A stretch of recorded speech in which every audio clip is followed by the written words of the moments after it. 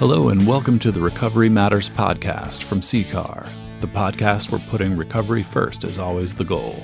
Here we present interviews, discussions, stories, and speeches to cultivate the understanding and acceptance of the power, hope, and healing of recovery from alcohol and other addictions. Here are your hosts, Phil and Sandy Valentine. Good morning, Philip. Sandy, it is a fine, crisp morning. How are you? I'm fine, except right before we came into this recording studio, you pointed out the fact that I have creases on my face from my CPAP machine. And for those that are not in the know, I think you've got it figured out by now. A CPAP machine helps me sleep because I have sleep apnea. And how long have you had a CPAP machine? 23 years. Had that baby strapped to my face every night. Yeah, so is there any wonder there's lines on your face? I know. I'm trying to get them out. I don't know. For you to notice. I thought they went away within an hour, but a little extra today. Maybe today I just decided to tell you. Oh, that's true. But I'm glad we're not talking about me today because we have a guest, and it's really the Bill and Phil show.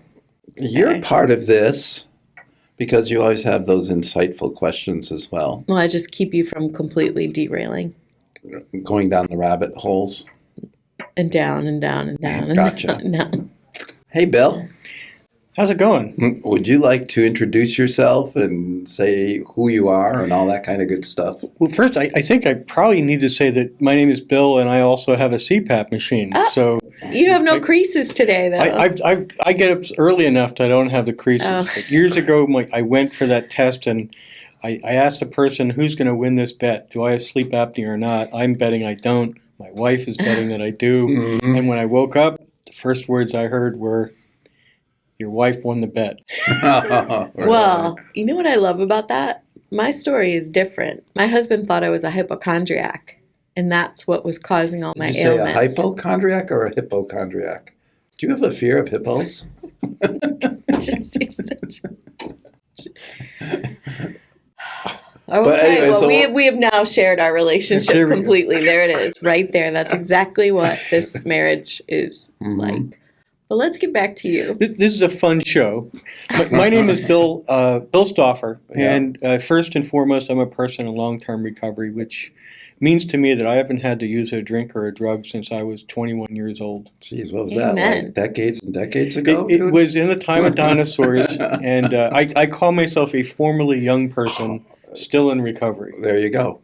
I think we talk a lot with TJ, who's a member of the CCAR staff, and he's of the mindset that you're a young person in recovery, maybe based on the age you found recovery. And so if you were 21, that was unusual back then, wasn't it? It would Back then. Well, it is. So it's been what? How many years? I'm working on 36. So, and you're right, 21. There wasn't anybody in my community in recovery in my age group. So I had to listen to what people were saying and sort of edit out. When they said they had broken up relationships, I had to be honest and basically say nobody wanted to be around me. Yeah, right. So what do you do for work today, though? We'll start there, and then we'll dive into your childhood a little bit. Uh-oh. Well, my current position is I'm the executive director of PROA, the Pennsylvania Recovery Organizations Alliance. We're the statewide recovery community organization of Pennsylvania.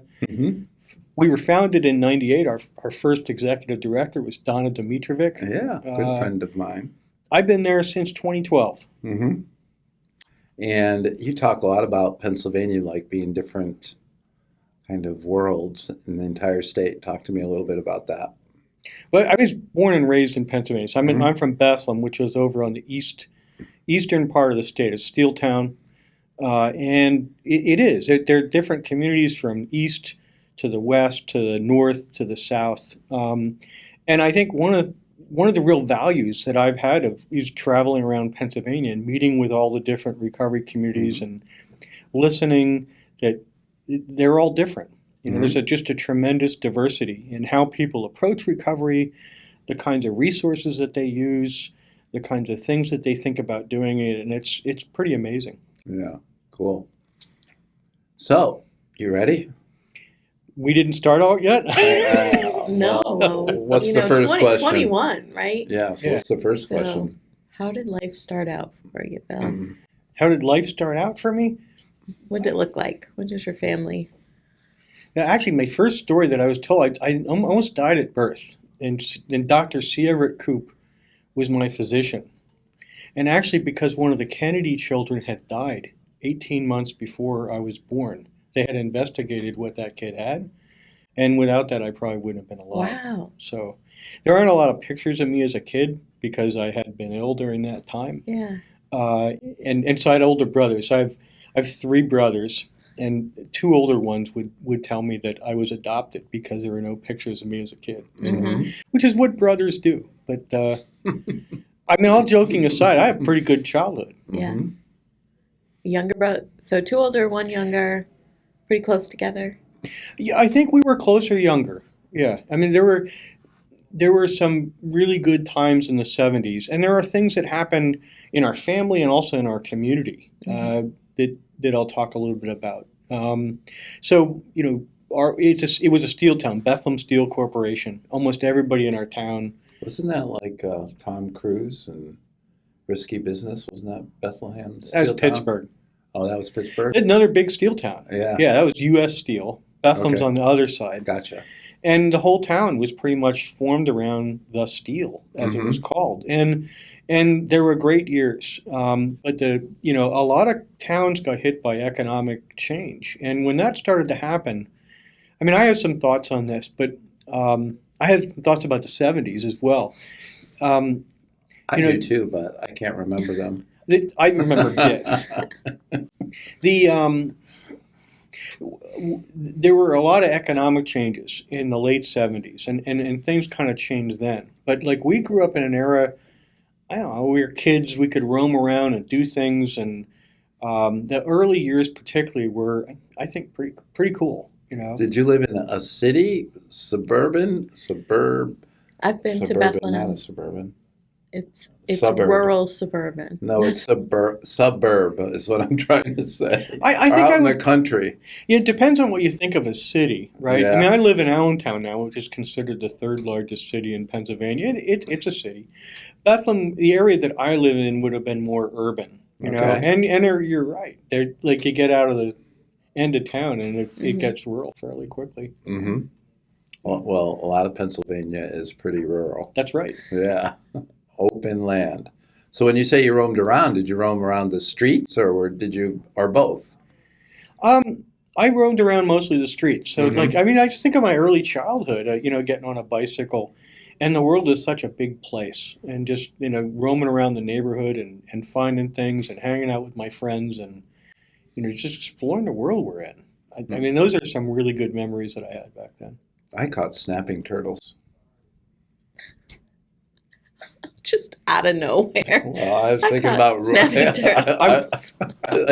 Exploring the neighborhood. I was to ride the bike, and Moji and we'd go catch snapping turtles. I'm waiting for a bad joke. No bad joke. It's just, I knew that one was actually a true memory. A random thought. What? Just full disclosure. If he's going down a dad joke, I will start to tilt my head, waiting for it to come. So that's an indicator. Okay. That's one of the things I've learned over the last few days. For the listeners, Phil tells dad jokes. Bad dad jokes. Well, I'm a champ, and I have the T-shirt to prove it. So I have to live up to my status until it's taken from me. Yeah. And poor Don's shaking his head, going, "No." I think all I have to do is buy somebody else a T-shirt, and I could put an end to this. But. Yeah, maybe. You're in the streets of Bethlehem. Mm-hmm. Now that could be a joke, but we'll just leave that alone. I wouldn't characterize it as the mean streets of Bethlehem. All right. It's not that kind of town. I gotcha. Yeah. So, I mean, it's actually a really great place to grow up. Bethlehem's a really nice town. So describe, go back as far as you can and describe like one of your good days out on your bike. What kind of things would you do or did you do? And who are some of your friends that you hung out with?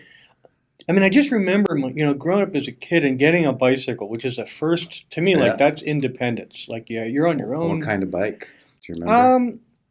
I mean, it was, in the 70s, they had, like a red, it was a red bicycle I think it had like tassels on it and things like that. I mean, they were like, it was a 70s bicycle. I remember having a chopper with a small little wheel in front and a big orange bike. My with the first banana one seat. that I bought with my savings, Yes. powder blue with a black banana seat. Yeah, the banana seats. And the handlebars. Mhm. What are those? Chopper handlebars, Yeah. right? I had- What were they called? Yeah, No. I think they were. Like I had the banana seat and the chopper bars. I did not have the long fork. Yeah. Not and those are hard to Mm-hmm. ride. Very fun though. Yeah. So where'd you go? So what do you remember doing? Just roaming around the alleys and streets and seeing what was there, and there were, so where I lived it was near some old canals and a river and a railroad switchyard, and there's a bunch of abandoned buildings down in there, as well as like the water sewer, where drainage water would go down, and so we went to all those places, like roaming around underground in the. My mama's heart is like, oh. See, I think it was an era where, like, We used to go into big sewer pipes too and see where they come out. It's not the brightest thing to do. ride our bikes in there. Yeah, I would ride my bike. I'd put a flashlight on the handlebars and ride through the sewers. Well, there you go. There you go. That's gonna live for infamy now, right? Well, I don't know. It's a memory. It is. What were your friends like? Who was one of your best friends? My- Or were your brothers? My best friend's name was Joe, Yeah. and he's a pretty neat kid, and we just get into trouble together. Mm-hmm. Yeah, and I had two older brothers, Doug and Ron, and like we would do kid things, build tree forts, Oh, awesome. that kind of stuff. Mm-hmm. I think they were building when they were building a road near our house. We grabbed some old wire it's not old wire. I think it was electrical cable that they were going to string, Mm-hmm. and made like this thing that we strapped to a tree at the top of a hill and then at the bottom of a hill, and took a bicycle handlebar and sort of go, like, we created our Zip own line. zip line. Yeah, you just had to jump before you hit the tree. So Yeah, we did those kinds of things too. You probably didn't. Nope. No, I did those, Nope. definitely. So when did what kind of student were you? yeah, I think in the early years I was a good student. Mm-hmm. I've always been a reader, so probably from 5 on, I would read everything. I've read encyclopedias, dictionaries, almanacs, anything that had pages I read all the time. And in the early years, I was a good student. I lost interest. Like when you get into junior high school and high school, I actually was using drugs at that point. I started in early. I could have been a really good student. But I lost interest in the whole thing. I didn't like. I rejected the authority of school. Yeah. Do you grow up both parents in the home? Mhm. Yeah. And so when was your first use and how did that happen? So I was 11. Well, actually, I had a grandfather one time. I have an Irish Pennsylvania Dutch family, and Irish, Pennsylvania Dutch. yeah, mom was Irish. So are you father like- was Are you Pennsylvania like Dutch. Amish? No, Pennsylvania Dutch is not Amish. Oh, well, what are Amish? They're Amish. They're- Oh, yeah, but where are they originally from? Germany. Oh, German? Yeah. Yeah, I mean they're from similar areas. Well, how come, like, when I went to visit the Amish with my grandmother back when I was 15, that was a trip. We got to ride in a bus, but we would go to Pennsylvania Dutch country, and there were Amish there. Do I have that all mixed up? Yeah, that's right. And they have horses and buggies and things Yeah, like that. yeah. And we drove into this barn. The bus parked in the barn. This feast they had laid out was like fried chicken, mashed potatoes, corn, the best apple pie. It was the best food I think I've ever eaten. It was Did you not incredible. have breakfast? Because you were kind of glowing a little bit. No, food does that to me. I had yeah. They I have had some comfort breakfast. food down. Oh, yeah. Yeah, Oh, it was good. Gravy, too. Oh. yeah. Mm-hmm. But So back to Bill. Oh, okay.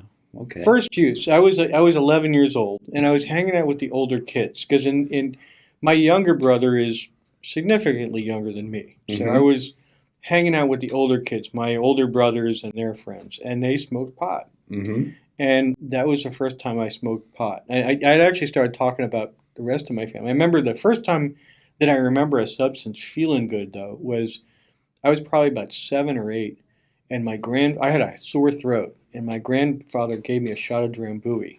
Said, "This will help." And I don't know if it helped my sore throat, but I remember the feeling, right? I have a bad Drambuie story, but Not drank a little bit too much of it one day.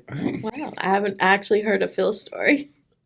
Oh, this one? Yeah. Oh, this was when Matt Shart and I, we were actually near Weekapaug visiting. My dad went down to visit Mr. Armstrong, Mal Armstrong, and they had a house right on, I think actually Chapman Road. And we stole a bottle of Drambuie, and we drank it, and I think the cops picked us up and drove us back to Mr. Armstrong's, and they put us to bed. But I never drank Drambuie again. Oh, so sick. But anyway, you never heard that, huh? No. I had to be like 14 or 15 at the time. I have a Southern coverage experience like that. Me too. Yeah. But I think most of them I do, now that you mention Yeah. it. There's a whole list of alcohols that happened. Well, Smokey the cab driver always told me that it all tastes the same coming back up. So. Oh, Lord.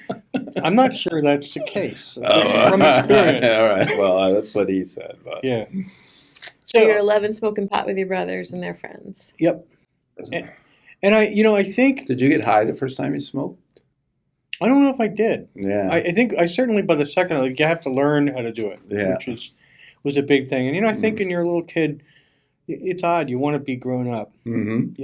And I felt like that was being grown up. Yeah. Yeah, When you're grown up, you want to be a kid. that's right. Where did it lead you? Where did it lead? Yeah. It took off really quickly, and I believe that, substance use. Everybody talks about where it comes from and all that. Mhm. Generally speaking, that some of it's genetic.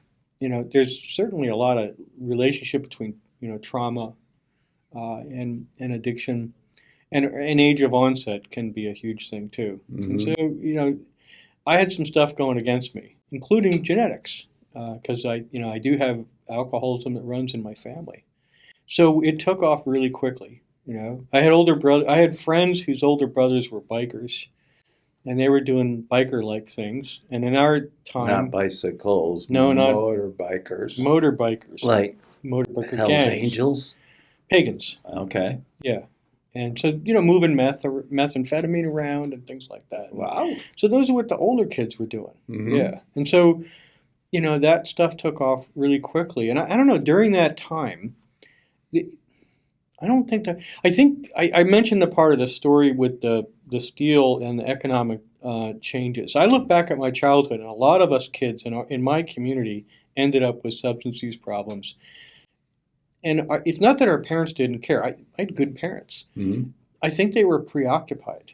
Like, everybody was worried about losing their job and what was going to happen in the community. And that was a huge thing. When I talked to people I grew up with, like, all of our parents, like, we were worried that, the town was going to close down, essentially, Did it? Eventually it did. I mean, the town is about okay. when? About when did the steel industry close down? Well, in 1970, there's a day in Bethlehem that's known as Black Friday, when 120,000 people lost their job. Oh. 120,000. For the company, yeah. And so... And were your parents some of those people? my dad made it through that. Now, he ended Wow. up working there for 42 years. He went from being a civil engineer to working for the law department in doing... Wow. Like, with the steel company, they were getting sued for asbestos cases. So they made Liberty ships for World War II, and the maker of the asbestos had gone out of business. The only people left to sue was a steel company. And so there were lawsuits going for years and years and years. And so he ended up involved in those and testifying about, what was in those ships and why the steel wasn't at fault. And it just the way that lawsuits work.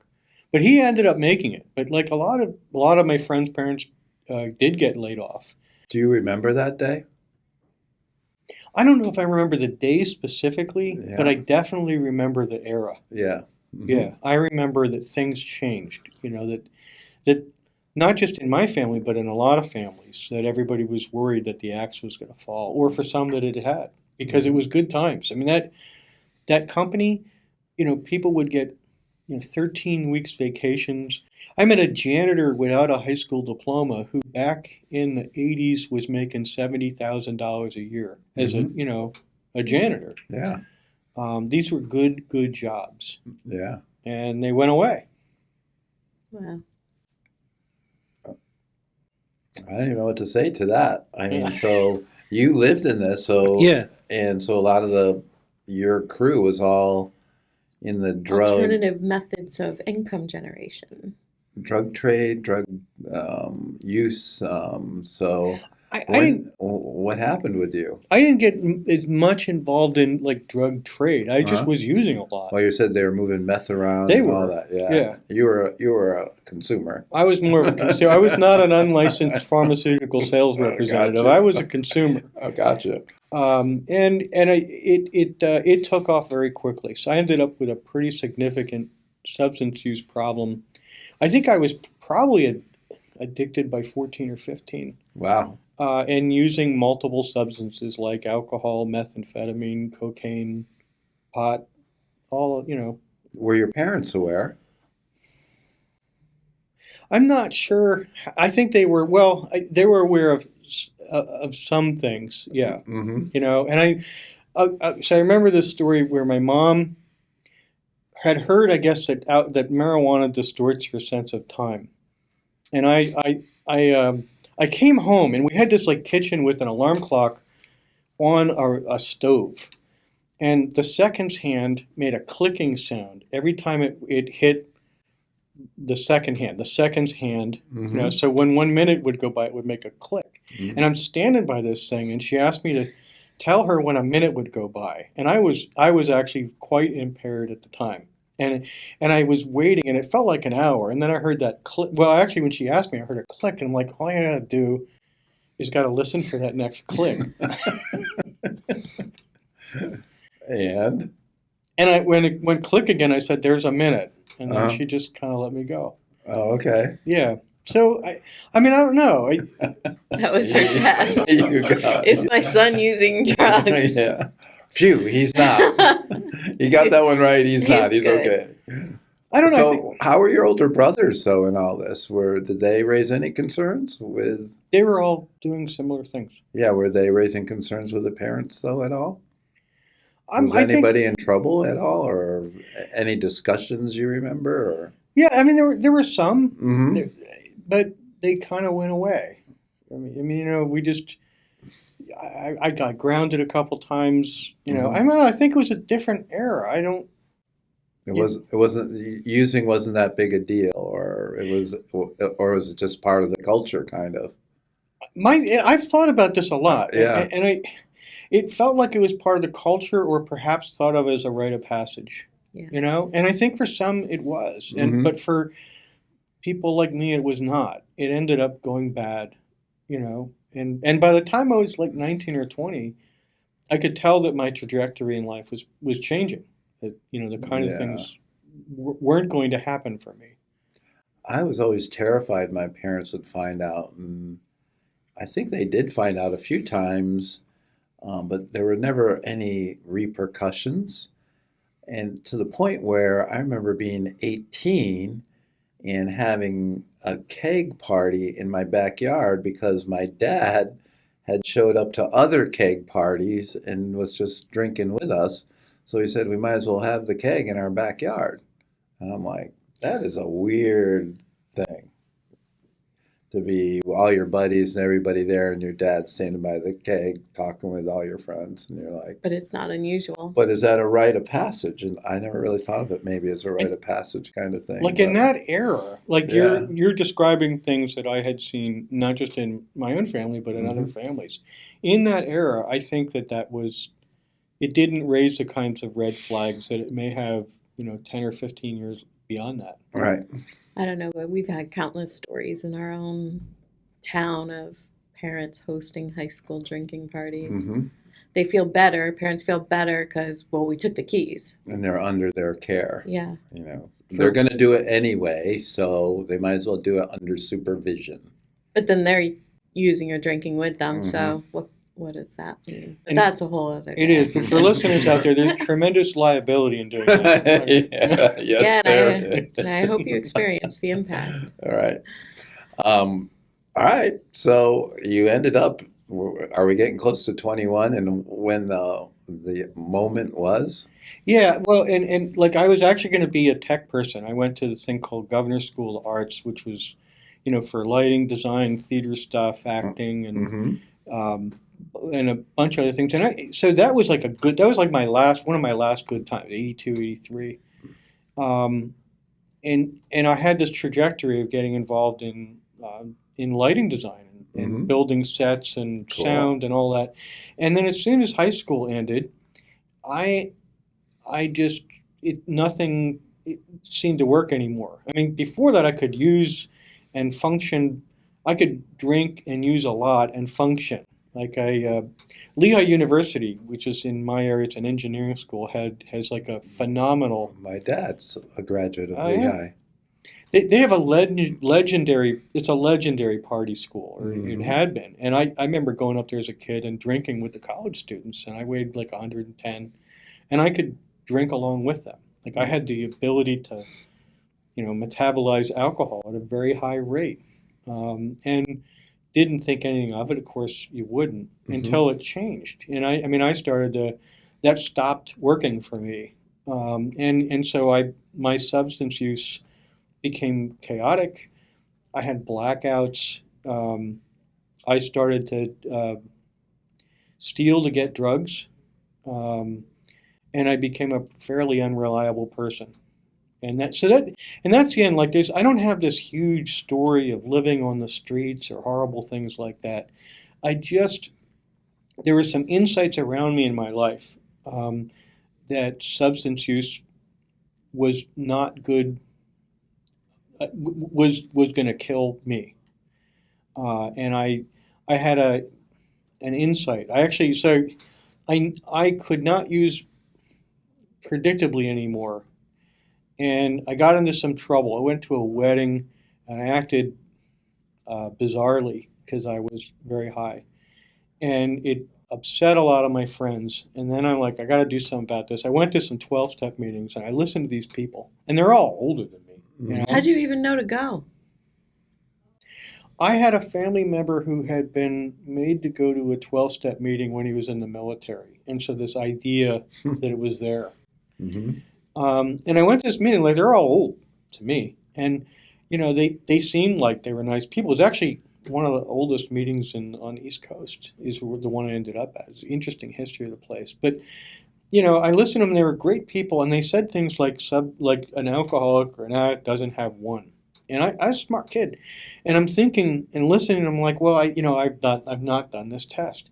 I've never actually tried to have one. Like I totally misheard what they said, and so I decided that the only logical thing to do would be to experiment. Right. And so I went out, and drinking was the number one substance. Depending on how much money I had and what was around, I added other substances onto that, which is pretty regularly. But, so I went out and I had one drink, one night, and I succeeded. I had a drink and it worked. And I did the experiment again. I had a second night. I went out. I had one drink and it worked. It was a Thursday night. And then the third night, like I am doing phenomenal with this. Feeling pretty good. I went out and I had one drink, but it is Friday night. Right. So I decided to have two.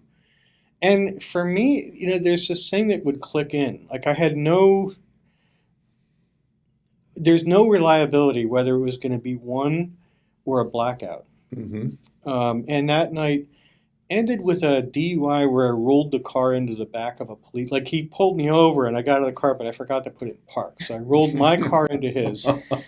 And it's that was like 10 days after my initial exposure to recovery. And I realized this isn't going to work and it's going to kill me. And I need to at least try this.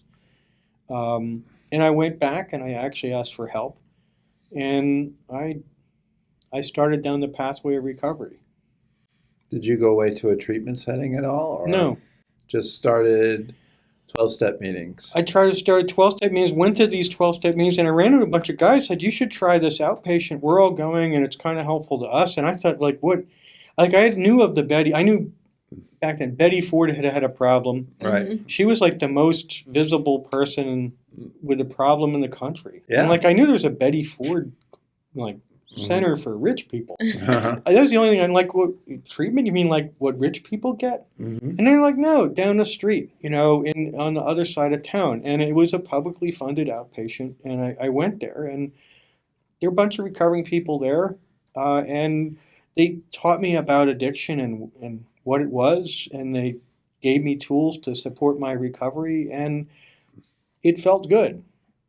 So I kept going back, and I started to think about what I wanted to do. There wasn't really a safe place for a 21-year-old kid to go, so I used to actually walk a lot. I used to have Walkmans, which the younger listeners don't know what those are, but they're big, clunky headphone things that you put cassettes in, and I would walk for miles during the day, and I'd go to my part-time job at Taco Bell, and I hit a magic word there. Yeah. And then 2 words. And then I go to meetings and think about what I want to do. I ended up volunteering for Habitat for Humanity just because I stumbled into it. And good stuff started happening. I ended up with a group of people who went over to France to do some volunteer work. And all I had to do was raise money for a plane ticket. And I started to realize, well, I could actually have a life. I could use and die, or I could have a life. And Wow.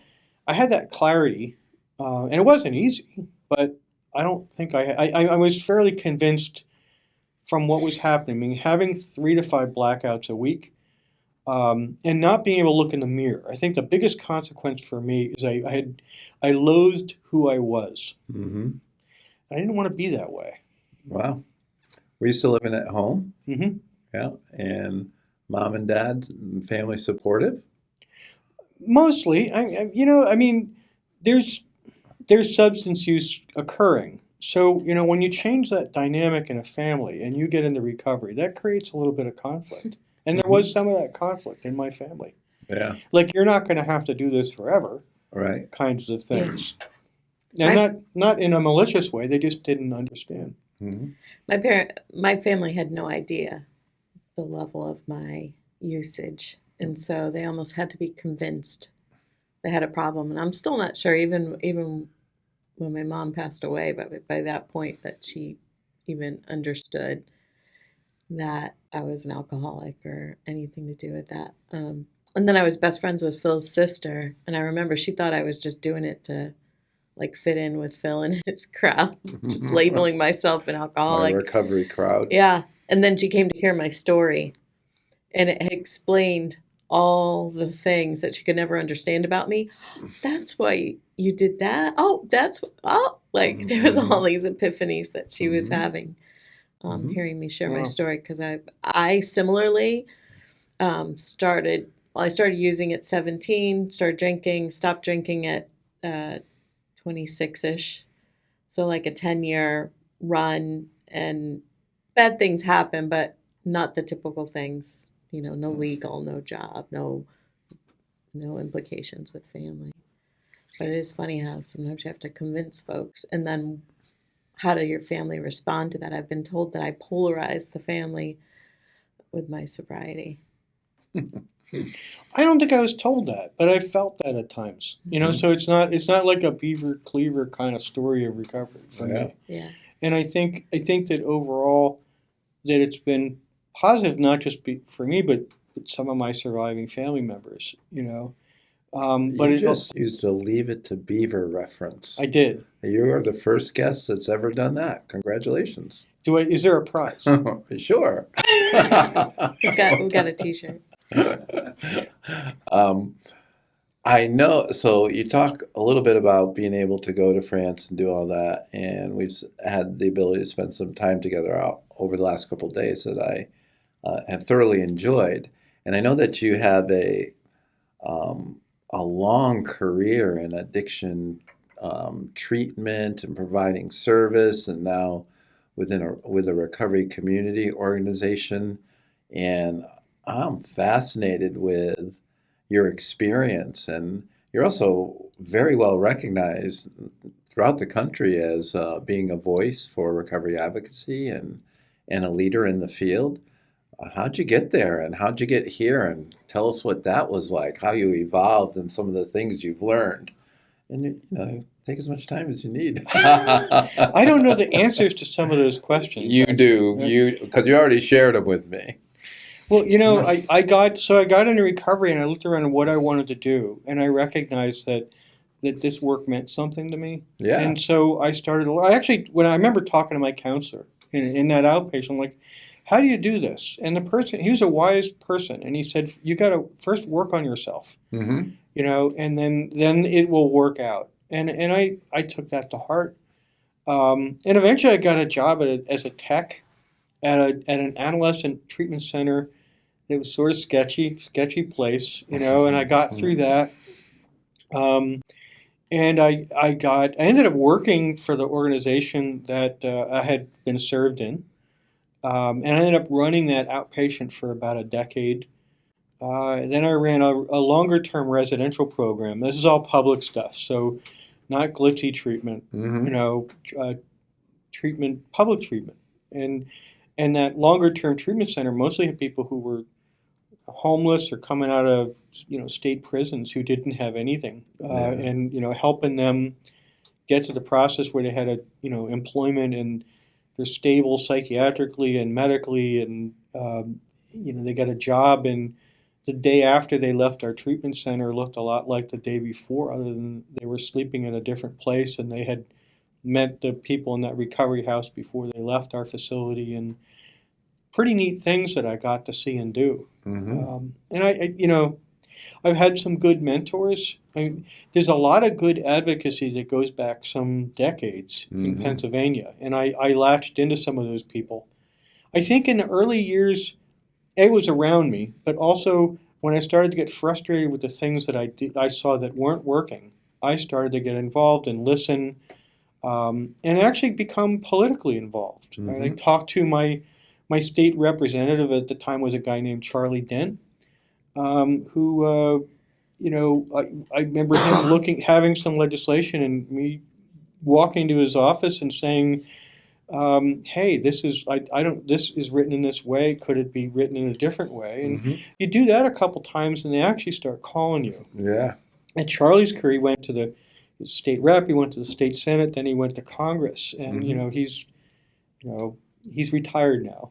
But like that kind of interaction, like changing policy, which I then got involved in.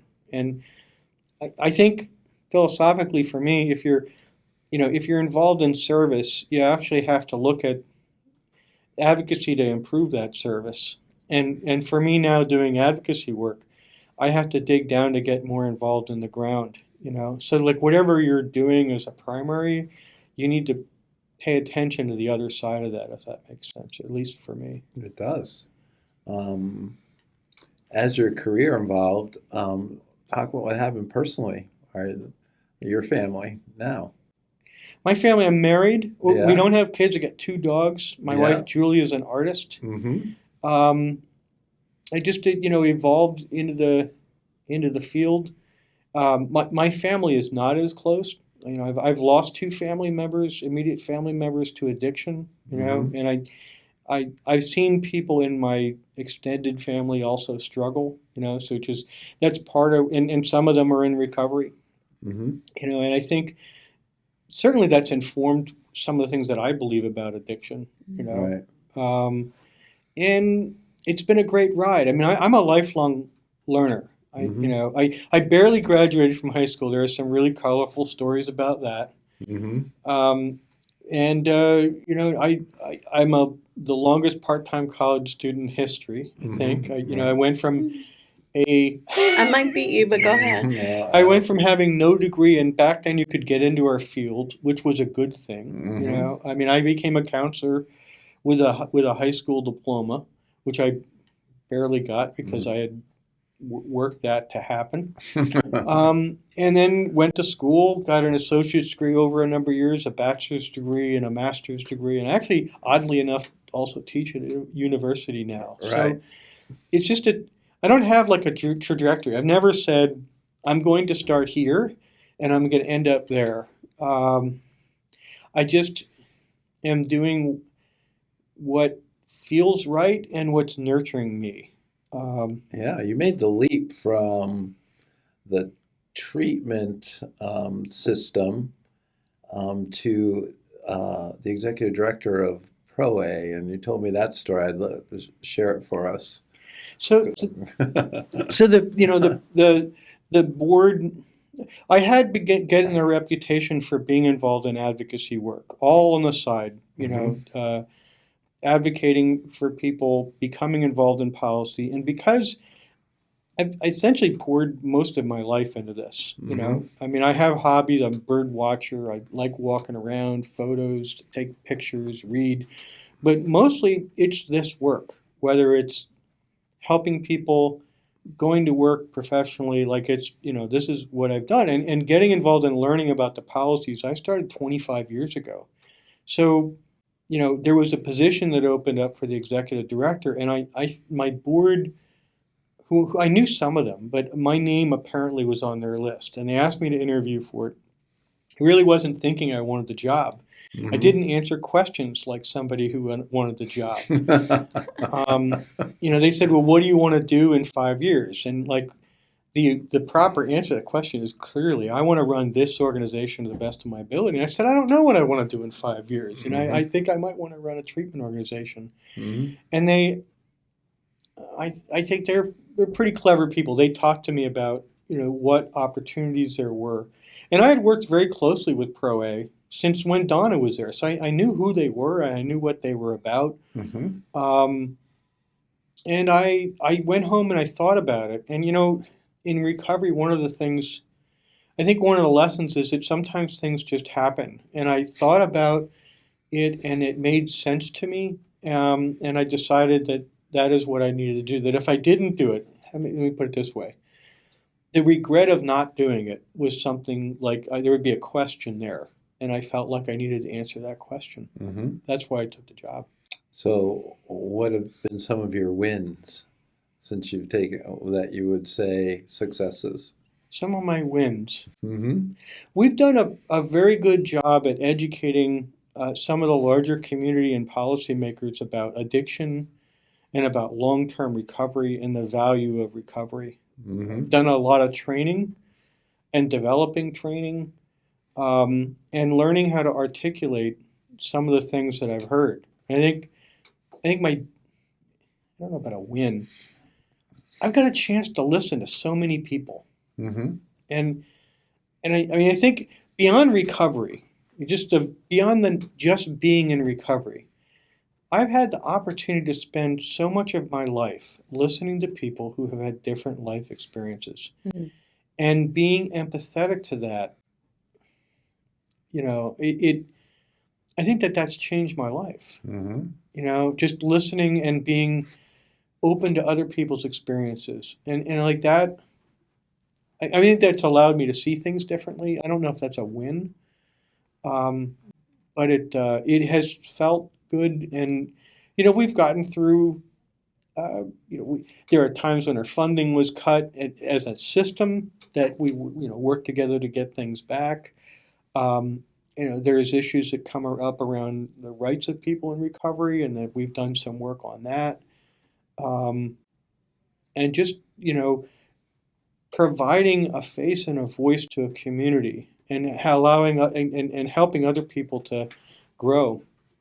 And I think that my biggest win has been watching some of the people that I helped nurture a little bit become recovery advocates and healers in their own right, and then just watching what they've done with that. I think that would be the thing I would pin something to. Yeah, I totally connect with that, and that's what I've seen with CCAR is the multiplication. right? Of that passion, that purpose, that touching other lives. Something I really connected with you that you just shared was we recently, it's never just the one guest, it's like the cumulative effect. But I had this epiphany as somebody was sharing the crimes that they committed, pretty serious crimes that they committed while active in addiction. And I understood the trauma to them for what they did now that they're in recovery. Where you always think about the victim, right? And it's not that the victim didn't have, a terrible experience, but I never had empathy for the person who committed the crime before. But it suddenly occurred to me these were all done when their disease is active. And now that their disease is not active, they still have the trauma of their actions that they have to deal with. And that was a really big pivot for me. And it's based on just hearing people's stories, just letting them share their experiences. Yeah. And this wasn't somebody who was asking for any sympathy or anything, but it was just that connection that finally made. I agree. So we've had discussions about the state of the nation, if you will. What are some of the challenges you see for recovery advocacy or the recovery community or even treating addiction that's facing us right now? Those are a lot of questions. I know. I don't. So I'm just trying to get whatever thoughts are on the top of your head. I don't pretend to have answers, and although I think I have really gotten to appreciate.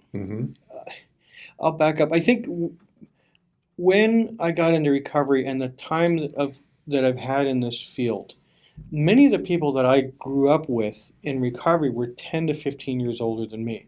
So I did the math a number of years ago and realized that a lot of those people were going to be retiring and moving on. So I've seen myself sort of in a transitional phase, of our system. So our history and the things that they knew became important to me to learn and to try to pass on. And so, most recently, I think there is an awful lot going on with the addiction crisis, with social strife that we have in America, with our inability to hear and listen to each other, and not just our country. I see some of those things in the recovery community as well. That learning about our history, because this isn't new. Since the beginning of time in recovery, we have been known to being a cantankerous, disagreeable group with each other. And, occasionally we come together. And I think, so I did I did an interview with you. I did an interview with other people as I'm sort of, picking up on writing. And to listen and, figure out, what worked, And so those are the answers. I mean, you've said, and I listen for the themes. And, we need to spend more time listening to each other deeply so that we can understand, where is our common themes. And, that's hard to do. It seems like, particularly in this era, that you pick up on one thing that you disagree on, we all typecast each other, and that's a problem in the recovery community as well, that we need to have some more, deeper conversations about where things are going, because so much depends on it. Right. You've written a few things and have taken your shots, haven't you? I have. Yeah. And for people out there, I'm still learning. Right. I don't agree with myself 100%. I can relate to that. I love that. Yeah, I don't agree with myself either all the time. That's a with great you line. What would you like to see? I'd like to see us avoid a major downturn. And when I say that is, I think when I look at history, and I may not have an accurate read of history, but my read on history in recovery is that we work together and we build things up. Bill White has done a tremendous service to us that I think that people will look back on, hopefully 20, 30 years from now, and recognize exactly what he has done. Oh, yeah. Which is write down and capture as much of our history so that we can learn from it. He's created a seed bank of recovery, and I hope we don't have to use it. Right. what I'd like to see is this avoid a major downturn, which has happened from time to time in recovery history where everything falls apart.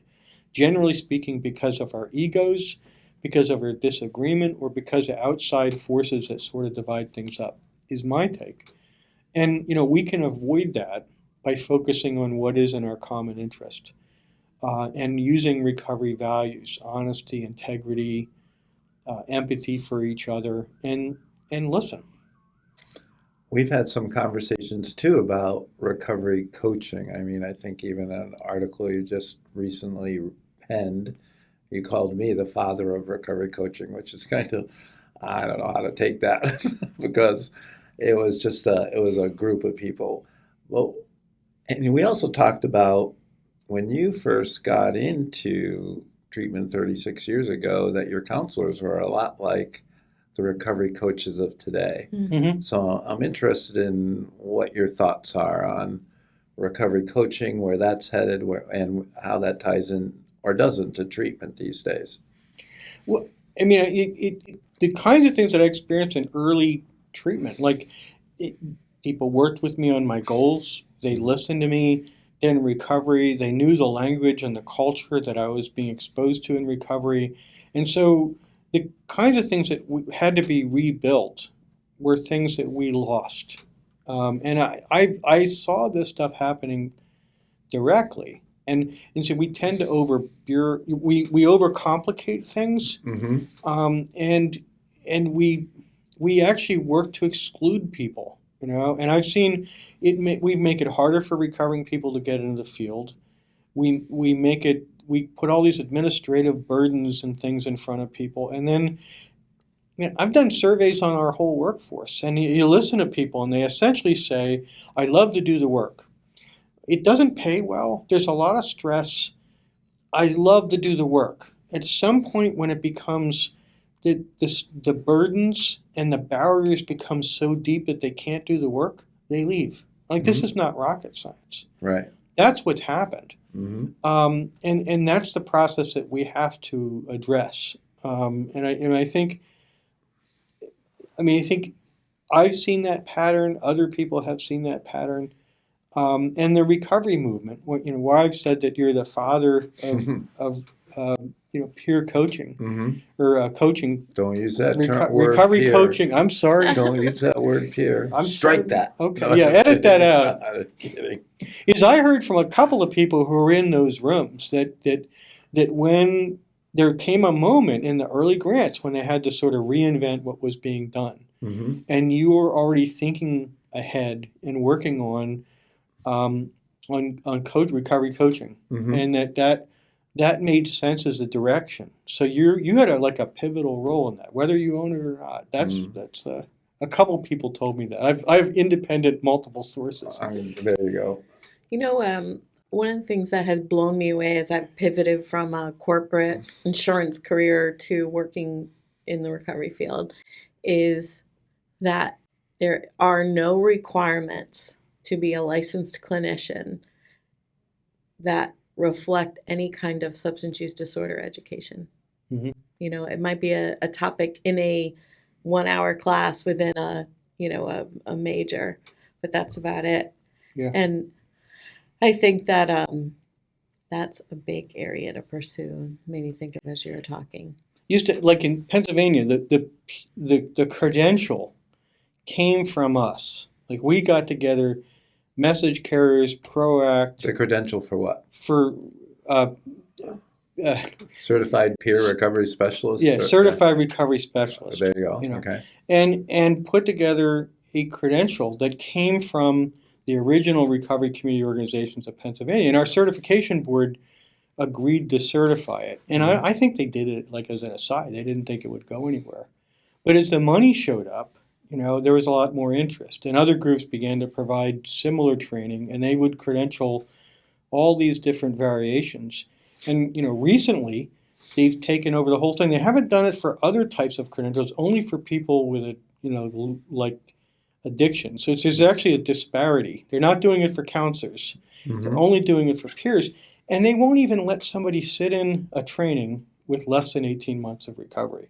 So So we're essentially saying to people, you're not capable or competent enough to sit and learn. And I know lawyers and doctors and people in recovery, we don't say that to them, but we have this mindset that these are incompetent people who are not capable. And by the way, I was working in the field at 13 months, and it was a good thing for me, and I grew, and that is actually part of.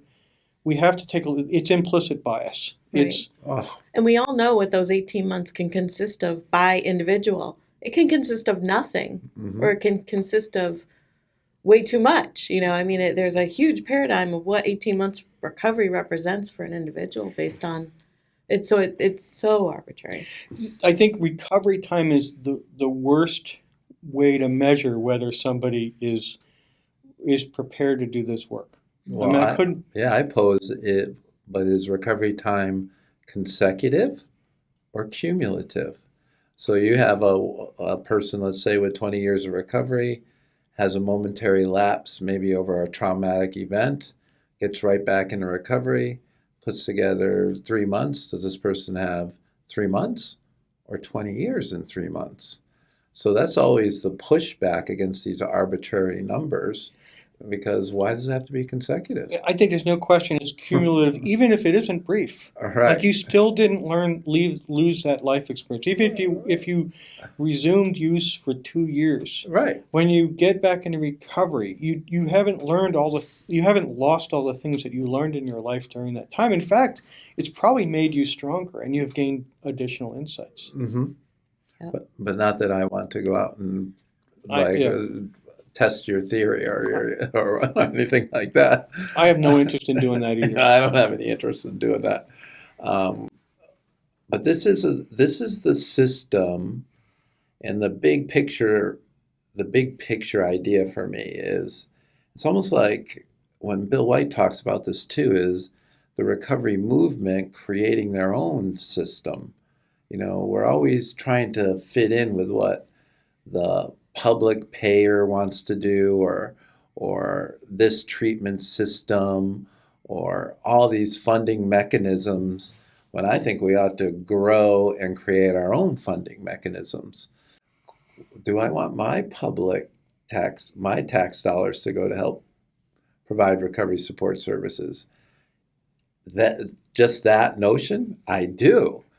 But I don't want it to be funneled through our federal government or anything like that, because I think they'll make a mess of it on how they distribute that money and where it goes.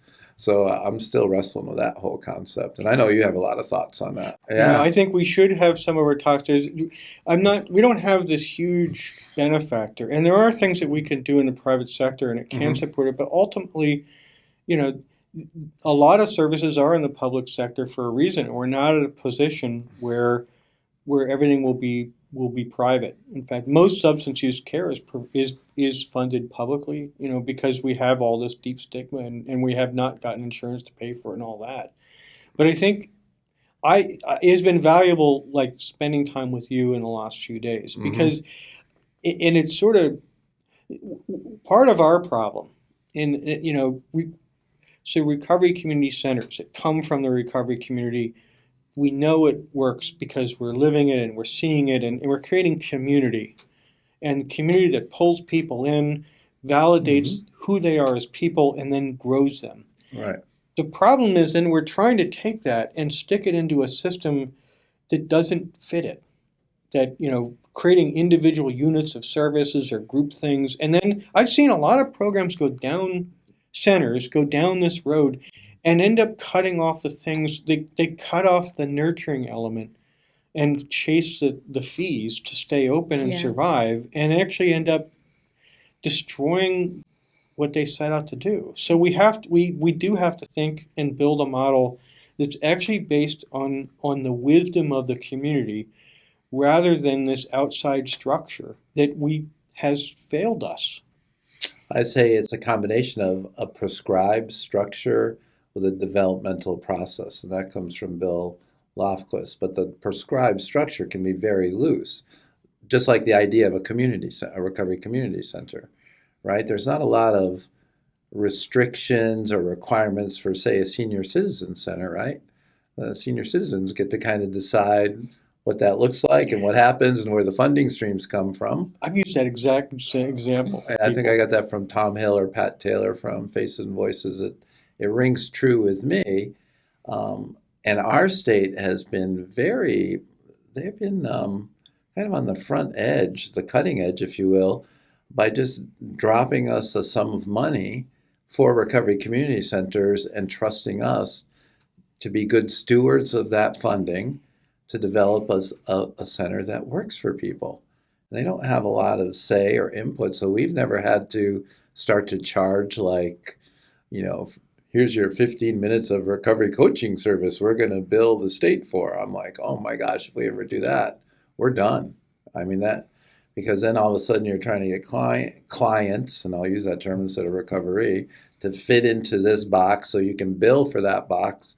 And that's not what we're about. It's a very fluid, dynamic, open connection type of service. And it is attraction more than promotion, that it gets out in the community, that people hear about our centers and they want to go, hey, what's that place? I want to try that out. Yeah. Good points. I agree. Yeah. I use CCAR a lot because not just in terms of not having the means to get recovery support, but I have students that are terrified that their parents will find out about their use. So they're terrified that an insurance transaction is going to create that awareness with their parents. And being able to at least have a resource like CCAR to say, you can get free recovery coaching. You can connect with somebody about your recovery is really powerful. So, we often think that it's those without means, but there's all kinds of reasons that people want to seek out recovery coaching and aren't ready for, their world to know about it. Mm-hmm. You've also been recognized on some national levels, and I know Rebecca met you, and she was really moved by your talk a couple of years ago at Faces and Voices, as was I. But as people are thinking about recovery, and you're talking about training and educating, what is you want people to hear? What is it you'd like them to consider? That recovery, if we provide people the kinds of help that meets their needs, that recovery is a probable outcome. Mm-hmm. There are a couple million people in recovery, depending on how you count it. And I think that that's a good start. Addiction is our leading problem. And if you start drawing lines between how we spend money and resources and what destroys families and communities, addiction is everywhere. But the reality is recovery is as well. And Mm-hmm. so first we have to recognize that there are solutions, that people are finding them every day, and there are things that we can do to support more people getting there. Quite simply that. And then we should start asking different questions about how we get people there. Because the systems that we have, in Pennsylvania, that 28-day program is now a 14-day program, and there's some discussion about moving it to be a 90-day program, which I think, by the way, that's a great thing. That could be very helpful for some people, but it's still not thinking about it properly. I think the organizing question that I would ask is that, we know, and Bill White and some others have come up and understood that looking at people in long-term recovery, when we hit 5 years of recovery, that we have an 85% chance of staying in recovery for the rest of our lives. So quite simply, how do we get more people to 5 years? And if you start thinking that big, and it's not any one thing, it's all of the things, and then you start thinking about how those things work together and paying attention to that, we could actually change America. And I mean that sincerely. I think as a 21-year-old kid that got into recovery and recognized that I was going to die if I kept doing what I did, it caused me to have to reevaluate my whole life. So the way I look at it, I faced a terminal illness at age 21. And when that happens, you figure, what is this all about? What am I doing here? And my life reformulated around that. And that's not uncommon in the recovery community. Correct. If we're moving and supporting more people into those roles, people in recovery are out helping other people heal every day.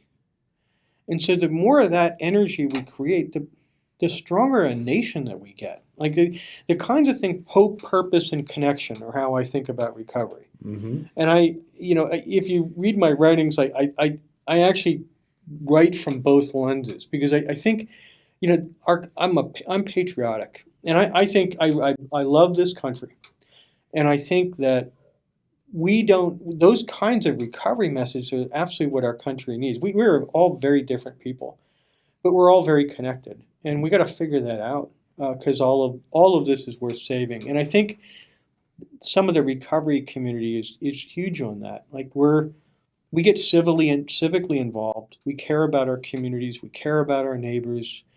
Those are kind of things that we should be like, hey, we want more of that. No matter where it comes from, we want more of that. That's a great way to wrap up. Bill, thank you. I can't tell you how much I've really enjoyed our time together. Thank you for taking the trip out to Hartford and seeing our little city. And, I've learned it's closer than Pittsburgh to my house. Oh, there you go. Closer to Pittsburgh. So, and I know and I say this often, but when I grew up, I can't recall ever hearing the words from my parents or anyone these 4 words that said, I believe in you. And I don't know if you've heard it recently. I'll say this from my soul to your soul is that I believe in you. And thank you. Thank you, Phil. Mm-hmm. And I am just, for listeners out there, what Phil has done is just expose, open up this program to me and just I've seen the people here. I've seen the people who are coming through here. I see the people that are growing. And it's an organic way you did an organic program evaluation. You called me messy. I did call you messy. A messy management style. Which is good. Like you're allowing things to happen and listening to the system so that you can help support nurturing it. And that isn't top-down. Systems are messy, and you better pay attention to that messiness if you're going to help it move. If you're not a top-down autocratic manager in any way. But I'm grateful for you for having me up here and for all the things that you're doing. Thank you.